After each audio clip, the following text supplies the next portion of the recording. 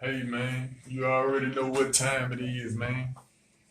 We back in the building, man. Inside the Black Mind, man. It's your boy Jimmy Swade, man. Shots out to the Senate, man. Shots out to the A. Tennessee in the building, man. Earthquake State, man. Shake the ground beneath your feet.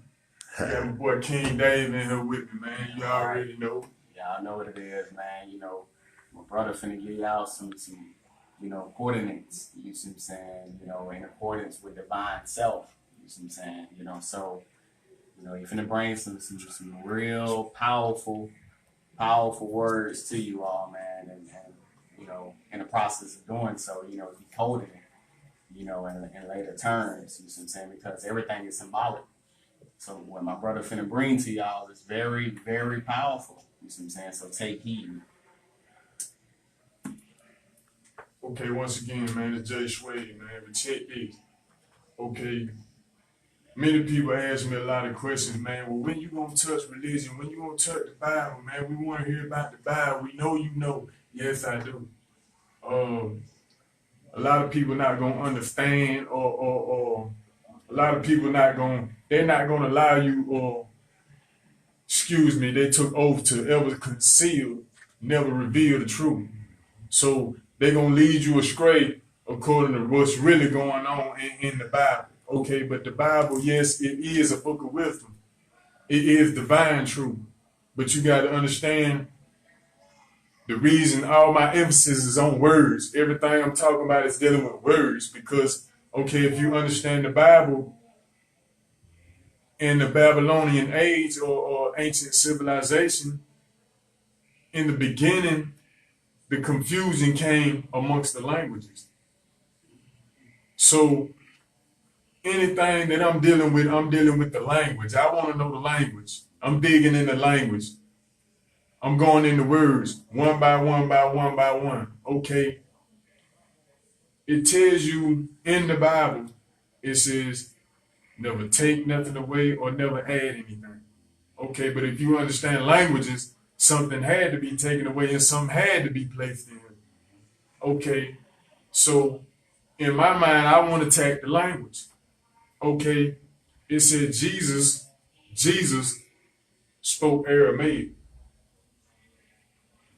Okay, so I went all the way back to the Aramaic, which is also Hebrew. It said the Bible was translated 5 times, said to be translated 5 times.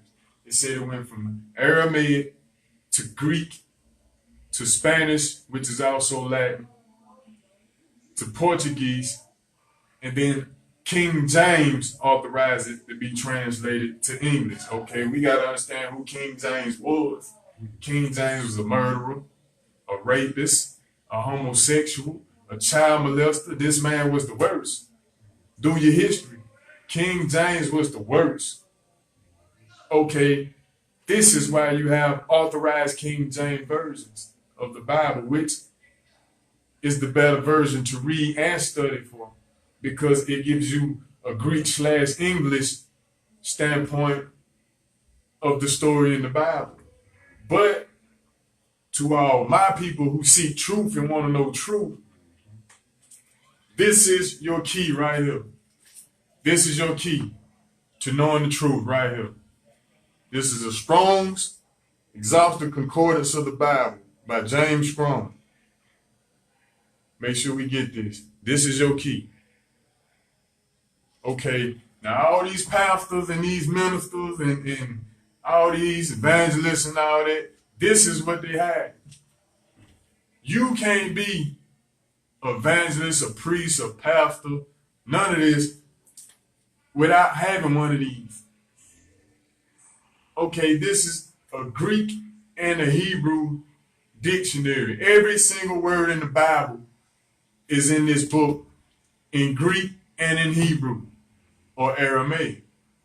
So when you start to understand words and you start to play out in this word play, and you start to study these words in this language, and where language and confusion came into play, because now you'll start to understand that the English language is a language of confusion because it has Greek, it has Hebrew, it has Arabic, It has Creole, which is French and Spanish. It has French. It has Spanish.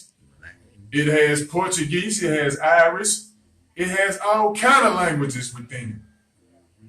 So that means, okay, on that standpoint, what are we saying to one another? What type of energy are these words producing to one another? But then, not only that, names. Names had power, titles, king, sovereignty. So it wasn't just the words that I looked up and paid close attention to, it was the names. Because you got to understand, Jacob became Israel, Genesis 32, 24 through 29. Jacob wrestled with God, and he asked him to be released. After he broke his hip, he still wouldn't release him. The God tried to run when the day broke. As the day broke, or the sun rose, Jacob would not release him. He asked him, what is your name? He said, my name is Jacob. He said, your name is no longer Jacob. Your name is Israel. Okay, if you go to the Strong's Concordance, Israel is translated as Yisrael, which means I will rule as God in Hebrew or Aramaic. So in English, this is a name or a title. But this is something that the preachers and the pastors and the reverends not going to tell you. I tell you what, look into 2 Corinthians chapter 11, verse 14. And no wonder Satan transformed himself into an angel of light. Therefore, it is no thing if his ministers transform themselves into ministers of righteousness, whose end will be according to their works. So I'm not saying all pastors, reverends, deacons, all of them wrong, but a lot of them took oaths.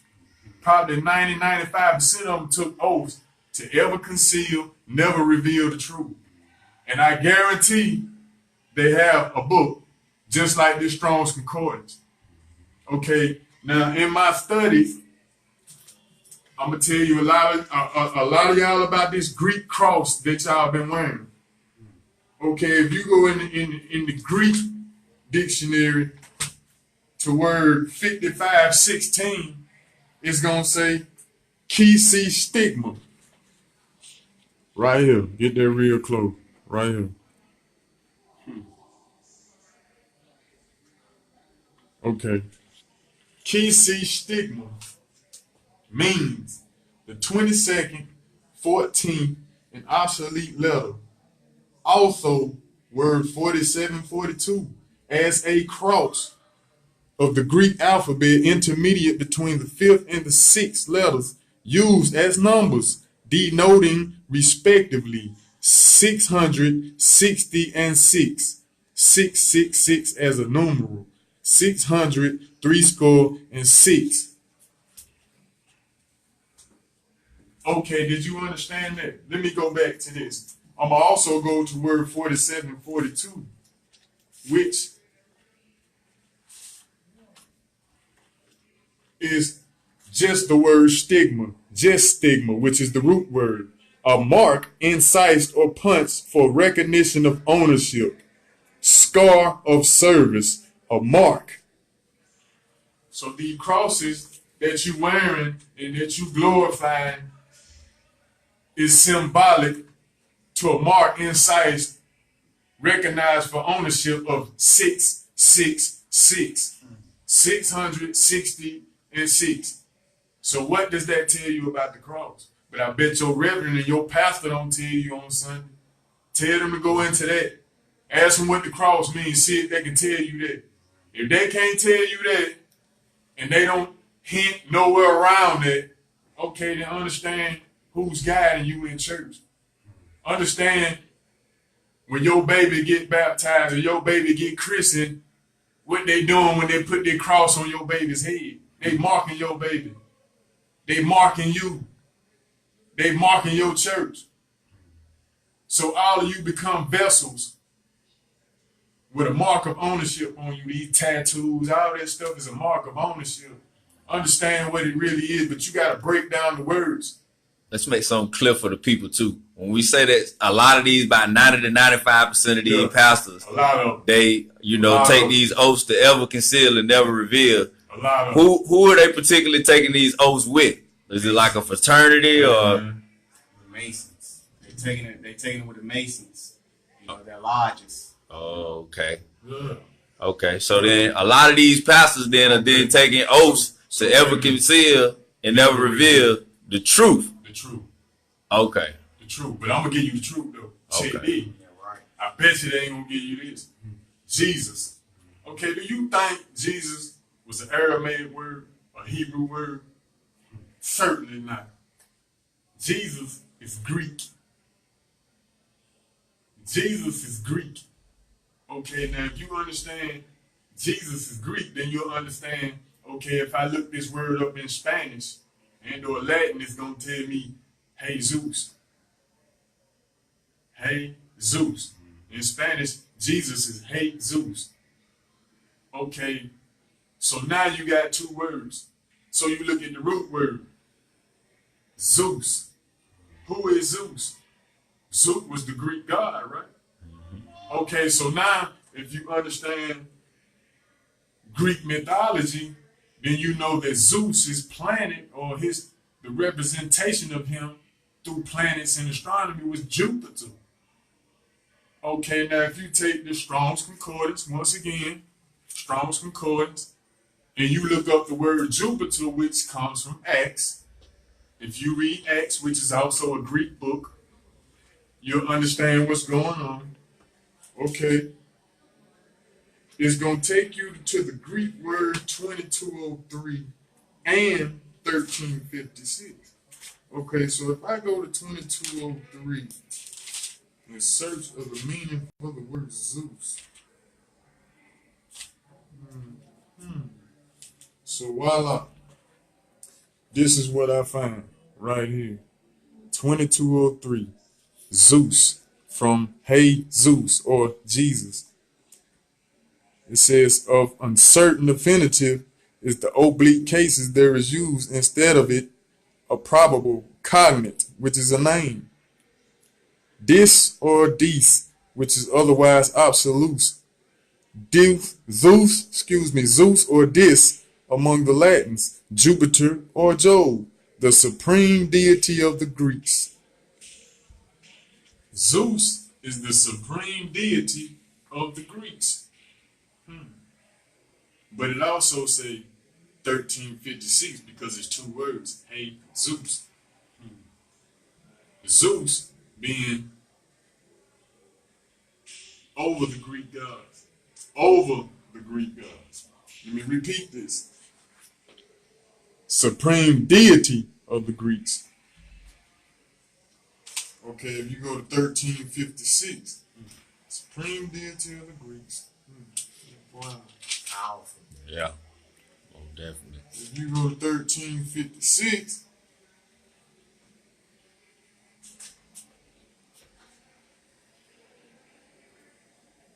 you come to this word. Dioptius, from the alternate of 2203, and alternate of 49.8. Skyfalling, which fell down from Jupiter. Okay, who is the skyfalling in the Bible? Okay, so you talking about the supreme deity of the skyfalling. So who is the supreme deity of the skyfalling? Which came down to earth? Zeus, or Jesus. So when you worshiping Jesus, Zeus, or Jesus, who are you really worshiping? Who are you really praying to? 666. When you wearing these crosses, what are you really wearing? What are you really representing? Who are you representing? But do you think these pastors and these ministers, that all of them gonna tell you about books like these that break every single word down, whether in Greek, Hebrew, whatever form the word is? Okay, the word Holy Spirit in Hebrew is Ruach HaKodesh. Rauch, HaKadesh, Hakadesh. Okay, in Aramaic, it meant the Holy Spirit, but in feminine form. In feminine form. Okay, when the word came to Greek, it changed to pneuma. P-N-E-U-M-A. Pneuma, which has no gender. But when it came to English, or was translated to English, now it's Holy Spirit with masculine form. Okay, understand the transformation of one word. Understand the transformation of one word. Okay, if you go in the Hebrew dictionary and you look up God, it'll take you to word 3050, which is also Yah. In the Bible, Psalm 68:4, in most Bibles, some diluted, authorized King James Version is going to take you to the word Yah, which is Y-A-H. In Spanish, it's J-A-H because, you know, in Spanish, all J is pronounced Y. This is why they tell you Jah bless. Hebrews tell you Jah bless because it's a sacred name. If you go into the Strong's word 3050, it's a sacred name of God. Matter of fact, I'm going to read this to you. Word 3050, because this is important. In the Hebrew section, if you go to word 3050,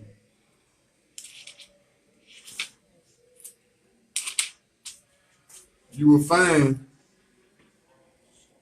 3050, Yah, Y-A-H-H, contrasitive of 3068, and mean the same. Yah, the sacred name. Yah, the Lord, most vehement, compared to names in I-A-H or J-A-H, like Isaiah, or Jeremiah, or Hezekiah. See, all these names had things within them. Okay, Elijah, which means called to God, or Isaiah. I ain't gonna give you all of them because they have meaning in them. Right. So get you a Strong's, or you can Google your Strong's and type the word / type the word, and it's gonna give you the definition. Look up some of these names and some of these definitions and understand how you being misled through an English language, how you being confused through the languages. Okay, if the sky falling and Zeus came down and said we will go amongst them and confuse their languages, okay, and their ministers have become ministers of righteousness, understand who confusing you through the languages every Sunday. They confusing you through the languages. Right. They trying to pimp you and mac you through these scriptures. Just as slave owners did slaves. This is why they didn't want you knowing how to read, because they hid things and messages in books. That's right. What Frederick Douglass said. Frederick Douglass, hey man, Frederick Douglass gonna give you a lot of things about these books and about what's in these books. Man, and then he also said, if you want to hide something from a black man, Put it in the book. come on, black people. Hey man, this is a guide right here, man. Get this book right here, man. This is a guide, man. Get this book and start to understand. And if you study it long enough, God will bless you with somebody around you who speaks the language. So then when you speak the language, then you're able to interpret certain things and you're able to translate certain things.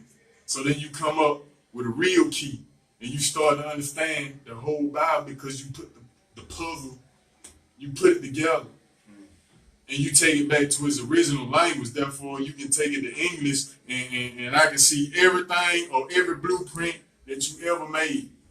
I can see everything that ever happened in the priesthood. I can see what happened in the patrimonies, what happened to the kindred. I can tell you what happened to the real children of Israel. I can tell you who you are, what you are. I can break everything down to a sign because I can take it back to its original language. And I can tell you what it means originally. But I got an individual, and he asked me about the tribe of Joseph. I understand what he was asking me now. And I understand what he was saying. Because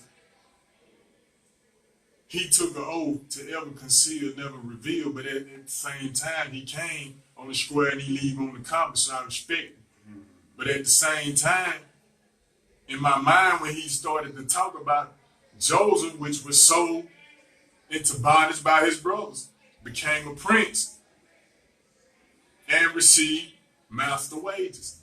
So I went to the 12 tribes, and I translated the tribe of Joseph.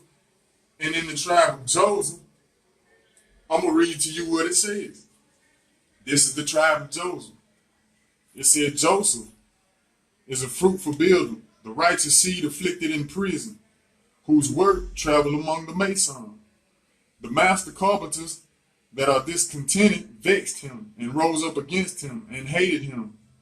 But his strength endured among the righteous, and the strength of his ministry is established to continue by the ordinance of the noble patrimony of Yaqub.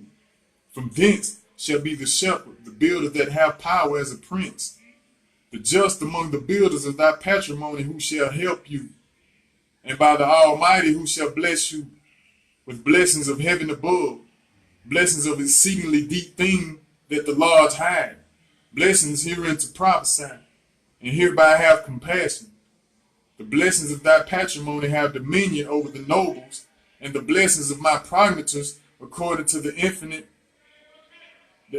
order of an ancient promotion. They shall be committed to the chief man of Joseph, and on the diadem of the head of him that was excluded from among his patrimony. And I think you understand what that means. I think you understand what that means. And I'm going to leave on that note, man. Hey, man. Tennessee in the building, man. Jimmy Schwade, man. Inside the Black Mind, man. Stay tuned, man. Break it down to a science for you, man. Just leave me a message, man. We're going to get to it, man. Whatever you want to hear about, we're going to bring it to you, man. Straight up. Yeah, right. We're going to continue to bring it, all of that was, inside, again, in accordance with divine self. So, as long as you, search within, you'll find answers. Because as my brother stated, there is a key, a key to actually unlock all the doors that you have actually closed or you have actually entitled someone else to close.